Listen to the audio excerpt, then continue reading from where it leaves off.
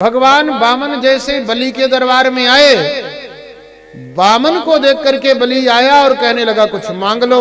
भगवान कहवे लग गए ना भैया हमें तो कुछ ना चाहिए। अब बार बार जैसे कहवे लग गए हो, तो भगवान ने कही अगर देवी की ताई इच्छा है तो भैया हमें 3 पग भूमि दे दो। 3 पग भूमि की बात करी तो राजा बलि हंसने लगा, महाराज इतने बड़े दानी से तुम 3 पग भूमि मांग रहे हो, मेरी बेइज्जती कर रहे हो आप। मैं तो कह रहा हूं मेरी आधी राज्य ले लो, जितना धन चाहिए, जितना सोना चांदी हीरा चाहिए सो ले लो। भगवान ने कहा नहीं, हमें तो केवल 3 पग ही भूमि चाहिए और वो भी हमारे पांव से नाप कर। राजा बलि ने कहा ले लो। भगवान ने कहा नहीं, पहले संकल्प पढ़ो। राजा बलि कहने लगा तुम्हारे छोटे छोटे पांव और तुम्हारे पांव से नाप के जमीन देना है, वो भी संकल्प करूं? महाराज मेरी तो बड़ी बेइज्जती होगी कि राजा बलि जैसे दानी एक ब्राह्मण को संतुष्ट करने के लिए 3 पग भूमि दिया, वो भी संकल्प करके। वामन भगवान कहने लगे देखो भैया संकल्प के बिना हम एक सुई ना लें, अगर देवे की ताई इच्छा है तो पहले संकल्प पढ़ो। अब भगवान की इच्छा को पूरी करवे की ताई बलि ने कुसा जल उठाया, चावल उठाया, अक्षत उठाया और संकल्प पढ़वे लग गए। अब जैसे ही संकल्प पढ़ने लगा, शुक्राचार्य जी सोचे ये बौना बड़ी बातें बना रहा है, देखो तो कौन है। और जैसे नेत्र बंद किया तो शंख चक्र गदा पद्म का दर्शन हुआ। शुक्राचार्य दौड़े दौड़े आए, ठहर, क्या कर रहा है तू? ये वामन नहीं है, 56 है, तेरी दुर्गति करके रख देगा अभी। ये देवताओं का कार्य सिद्ध करने वाला ये नारायण है, वैकुंठ से आया हुआ है, बिल्कुल तो मना कर दे, हमें दानवान नहीं देना है। अब बलि ऊपर से नीचे तक देखे गुरुजी को, एक बार वामन भगवान को। वामन भगवान कहे भैया हम तो पहले ही दान नहीं ले रहे थे, अब तुम ही बार बार ले लो ले लो ले लो ले लो, तब हम आए तुम्हारे पास में। अगर तुम्हें नहीं देना है तो हम चले जा रहे हैं, गुरुजी की बात मानो तुम। बलि कहने लगा नहीं नहीं महाराज मैंने वचन दे दिया है, सो दान दूंगा। शुक्राचार्य है मेरी आज्ञा की अवहेलना करेगा, मूर्ख है। बलि कहने लगा गुरुजी अब आप नाराज हो चाहे प्रसन्न हो, अब मैंने जो कह दिया है सो कह दिया है।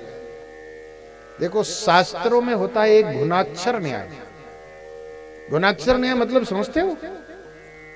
लकड़ी में आपने देखा होगा कीड़ा लग जाता है, और जब कीड़ा लग जाता है तो एक धारी सी ऐसे ऐसे चलती है। तो कीड़े से कभी कभी भूल से क्या हुआ, तो काटता है, वो तो लकड़ी को खा रहा है। एक संयोग बस कभी कभी वो कीड़ा ऐसे काटता है, एकदम ऐसे काटता हुआ ऐसे जाएगा, फिर ऐसे फिर ऐसे फिर ऐसे फिर ऐसे कर देगा, उससे बन जाता है ओम। कीड़े ने ओम नहीं बनाया, संयोग था, बन गया। और जैसे ही ओम बना तो ओम बनाने का पुण्य उस कीड़े को मिल जाता है और वह मुक्त हो जाता है। इसी का नाम है गुणाक्षर न्याय। हम काम धर्म नहीं कर रहे हैं, हम कोई काम कर नहीं रहे हैं, लेकिन एक ऐसा संयोग ऐसा हो गया, और हो गया तो उसका पुण्य मिल जाता है।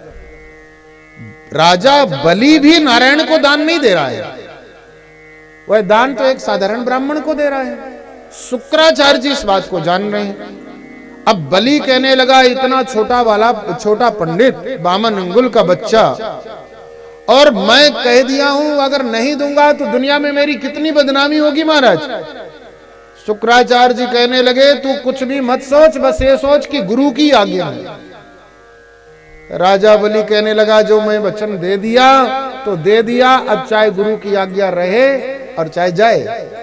ये गुणाक्षर न्याय देखो, अपने बात पे अडिग हो गया। और जैसे बात पे अडिग हुआ तो शुक्राचार्य जी को लगा ये तो श्रीहीन हो जाए। शुक्राचार्य जी ने श्राप दे दिया, दुष्ट, गुरु की आज्ञा की अवहेलना कर रहा है, जा मेरा श्राप है तू श्रीहीन हो जा। बलि कहने लगा जितने श्राप देना है उतने दे दो, लेकिन आज दान तो दूंगा मैं।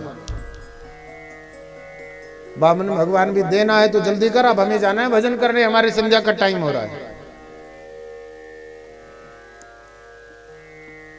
कलश उठाया, जिस कलश में टोटी थी जल गिर रहा था, संकल्प पड़ रहा था बलि। शुक्राचार्य जी सोचे इसी में घुस के बैठ जाओ, और जैसे ही घुसे तो पानी बंद। भगवान कहने लगे लगता है तेरा ये बर्तन बहुत पुराना है, कचरा लग गया है।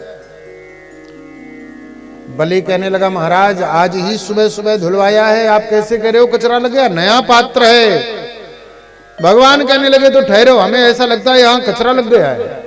भगवान ने कुशासनी से एक कुश निकाला और सीधे टोटी में डाला तो शुक्राचार्य जी की आंख में धाम दाएं घुस गया, और जैसे घुसा तो रक्त बहने लगा, लाल लाल लाल पानी। भगवान कहने लगे बलि ऐसा लग रहा है तूने इसमें ज्यादा रोली डाल दिया या कारण लाल पानी है। शुक्राचार्य जी भागे, दान दे रहा है कोई और, ले रहा है कोई और, आंख हमने फुड़वा लिया। भगवान ने कहा बाबा दूसरे के दान देने के बीच में तुम क्यों आ रहे हो? अगर दान देने के बीच में आओगे तो ऐसे ही आंख तुम्हारी जाएगी और कुछ नहीं होगा। संकल्प पढ़ा। भगवान बलि ने कहा महाराज आप तो 3 पग भूमि नाप लो जहां नापना है। भगवान ने सीधे वामन भगवान ने अपना विराट स्वरूप बना लिया। एक चरण से नीचे का अतल वितल सुतल रसातल महातल पाताल को नाप लिया। दूसरा चरण जैसे उठाया तो भूलोक भुवरलोक जपलोक तपलोक ऋषलोक महर्षिलोक सत्यलोक को नाप लिया। अब कुछ बचा ही नहीं। भगवान कहने लगे पाखंडी तूने भूमि देने की बात किया है, 3 पग 2 पग में ही तेरी सारा लोक न पर गया, कहां तीसरा पग? तो अपने आप को दानी कहता है। राजा बलि की बेटी देख रही थी, पहले ही जब देखा तो एकदम वात्सल्य भाव उमड़ आया, मन में सोचे कि ओहो कितना प्यारा बच्चा है, ऐसा लग रहा है या को उठाए कि स्तन पान कराए दो। भगवान ने कहा देवी जी तथास्तु, लेकिन इस जन्म में नहीं, द्वापर युग में कृष्ण अवतार में जब हम आएंगे वह समय में स्तनपान करेंगे। बलि की बेटी रत्नमाला देख रही थी। भगवान जैसे ही अपशब्द बकने लगे पाखंडी दानी कहता है अपने आप को, कहां है तेरा तीसरा पग? जैसे ही शब्द सुना तो रत्नमाला कहने लगी अरे बाप रे, देखने में इतना सुंदर और दिल से इतना काला, ऐसा लग रहा है जहर पिवा के मार डालूं। भगवान ने कहा तथास्तु, लेकिन इस जन्म में नहीं, द्वापर युग में भी, द्वापर युग में आपसे हम जहर पान जरूर करेंगे।